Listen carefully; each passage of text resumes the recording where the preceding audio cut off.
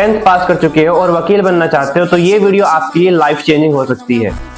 10th के बाद क्या आप डायरेक्ट लॉ कर सकते हो, कौन कौन से ऐसे एंट्रेंस होते हैं जिससे आप बेस्ट यूनिवर्सिटी में जाकर के लॉ कर सकते हो, इस वीडियो में आज स्टेप बाय स्टेप प्रोसेस आपको बताने वाला हूं जिससे आपको कोई भी डाउट नहीं बचेगा। So hello everybody, welcome to Law Buzz. आज की इस वीडियो में हम जानने वाले हैं 10th के बाद एक सक्सेसफुल एडवोकेट कैसे बने। तो वीडियो के एंड तक बने रहना और इस चैनल को सब्सक्राइब कर लेना क्योंकि मैं इसी चैनल पे आपके लिए इंफॉर्मेटिव वीडियोस लाता रहता हूँ। सबसे पहले मैं एक बात आप लोगों को क्लियर कर देना चाहता हूँ, 10th के बाद आप डायरेक्ट लॉ नहीं कर सकते हो। 5 प्रोसेस आप ध्यान में रखना जो मैं इस वीडियो में बताने वाला हूँ। 10th पास, 12th पास आउट, उसके बाद लॉ एंट्रेंस एग्जाम, फिर लॉ डिग्री और 5वां बार काउंसिल ऑफ इंडिया से रजिस्ट्रेशन करवाने के बाद आप एडवोकेट बनते हो। ये 5 प्रोसेस को आज इस वीडियो के मामले से समझते हैं।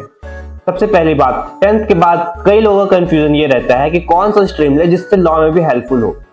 कई लोग साइंस जाकर के चुनते हैं जिससे वो सोचते हैं अगर साइंस ले लेता हूँ पहले जिससे और भी वेरियस फील्ड का नॉलेज हो जाएगा कि मुझे इंजीनियरिंग में जाना है या आईटी में जाना है या नीट में जाना है, जिससे वो साइंस लेते हैं। लेकिन अगर आपका गोल क्लियर है कि मुझे 10th के बाद लॉ ही करना है, 12th पास आउट करने के बाद लॉ ही करना है, और अगर ये भी क्लियर है कि मुझे बीबीए एलएलबी करना है या बीकॉम एलएलबी करना है या बीए एलएलबी करना है, तो फिर मैं आर्ट्स लूं या कॉमर्स लूं, या फिर बीएससी एलएलबी करना है तो फिर लोग साइंस लेते हैं। अगर आपको बीकॉम एलएलबी या फिर बीबीए एलएलबी लेना है तो फिर आप कॉमर्स की तरफ जाओ। लेकिन अगर आपका गोल बीए एलएलबी है, और अधिकांश लोग यहाँ पे आर्ट्स लेते हैं क्योंकि वो कुछ चीजें रिलेट कर पाते हैं आर्ट्स से लॉ के मामले में। अब समझ लेते हैं आप कौन सा एंट्रेंस दे सकते हो।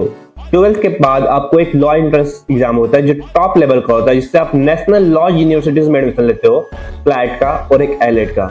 एलेट जो है वो एनएलयू दिल्ली के लिए है और क्लैट जो है वो टॉप यूनिवर्सिटीज जितने भी नेशनल लॉ यूनिवर्सिटीज पूरे इंडिया में है 24, जिसमें आप एडमिशन लेते हो। और कई सारे अदर लॉ एंट्रेंस एग्जाम्स होते हैं जैसे कि एमएचसीईटी, सीयूईटी, क्यूली, ये सारे एंट्रेंस एग्जाम्स लॉ के हैं जिससे आप एक बेस्ट यूनिवर्सिटी में जाकर के लॉ कर सकते हो। इन एग्जाम्स के एग्जाम फॉर्म्स कब आते हैं, एग्जाम्स कब होते हैं, इन सारी चीजों के बारे में मैंने वीडियो बना के रखा है जो कि आपको डिस्क्रिप्शन बॉक्स में मिल जाएगा। अब लॉ एंट्रेंस एग्जाम देने के बाद आपको एक बेस्ट यूनिवर्सिटी लॉ के मामले में मिल जाता है। अब बात कर लेते हैं ये जो लॉ कॉलेज आपको मिलता है वहां पे आप 5 साल का डिग्री करते हो 12th के बाद। 5 साल की डिग्री करने के बाद आपको लॉयर लॉ कहते हैं क्योंकि आपका डिग्री कोर्स कंप्लीट हो चुका है। अब आप एडवोकेट कैसे बनोगे, इसके बाद प्रोसेस स्टार्ट होता है। ऑल इंडिया बार एग्जामिनेशन AIBE का एग्जाम होता है जिससे बार काउंसिल ऑफ इंडिया से रजिस्ट्रेशन करवाने के बाद आप एडवोकेट कहलाते हो। अब बार काउंसिल ऑफ इंडिया से रजिस्ट्रेशन करवाने के बाद आप एक प्रॉपर एडवोकेट बन जाते हो। उसके बाद आपको स्टार्ट करना होता है कोर्ट प्रैक्टिस, जिससे आप एक सक्सेसफुल एडवोकेट बन सकते हो।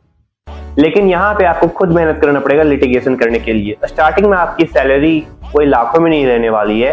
अगर आप लिटिगेशन में जाते हो तो आपके लिए स्टार्टिंग सैलरी 15,000, 20,000, जैसा आप इंटर्नशिप लेते हो, जैसा आप प्रैक्टिस करते हो वैसा आपको मिलने वाला है। लेकिन वहीं आप लिटिगेशन को छोड़ करके एक बेस्ट यूनिवर्सिटी से जाते हो, नेशनल लॉ यूनिवर्सिटी से कॉर्पोरेट फील्ड में, तो फिर आपका एनएलयूज के हिसाब से आपका प्लेसमेंट लगता है। अगर आप टॉप 5 एनएलयूज में जाते हो तो फिर आपका प्लेसमेंट 16 लाख पर एनम, यहाँ तक कि 25 लाख पर एनम तक भी जाता है। लेकिन यहाँ पे लिटिगेशन में एक ये फायदा है, अगर आप प्रैक्टिस करते करते कुछ सालों के बाद ज्यादा एक्सपीरियंस हो जाते हो, फिर आपका सैलरी, क्या पता आप इतना एक्सपीरियंस हो जाओ कि आपका दिन का 1 लाख कमाओ, 2 लाख कमाओ, या फिर महीने का 40-50 जहां तक कमा सकते हो। ये आपका एक्सपीरियंस पे डिपेंड करता है और आपके केसेस पे डिपेंड करता है। यहाँ पे फील्ड खुद बनाना पड़ता है, नेटवर्क खुद जनरेट करना पड़ता है लिटिगेशन फील्ड में।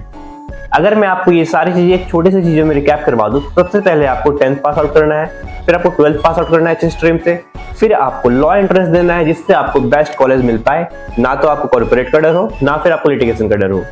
फिर आपको AIB का एग्जाम देना है जिससे आप एडवोकेट कहलाओ। उसके बाद आपको करना है रजिस्ट्रेशन और प्रैक्टिस। तो अगर आप 10th के बाद ही डिसाइड कर लेते हो कि आपको वकील बनना है, लॉ करना है, तो बस आपको एक सही प्रिपरेशन और गाइडेंस की जरूरत है।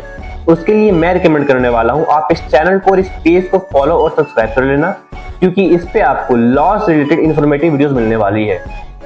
अगर फिर भी आपके मन में कोई डाउट्स रह गए हो या फिर कोई क्वेश्चंस हो लॉ से रिलेटेड, तो फिर आप कमेंट बॉक्स में लिख देना, मैं उसको प्रॉपर सॉल्यूशन आंसर जरूर दूंगा। चैनल को सब्सक्राइब करना मत भूलना क्योंकि इसी चैनल पे आपको लॉ इन्फॉर्मेटिव वीडियोस और डेली अवेयरनेस से डेली थॉट्स मिलने वाली है।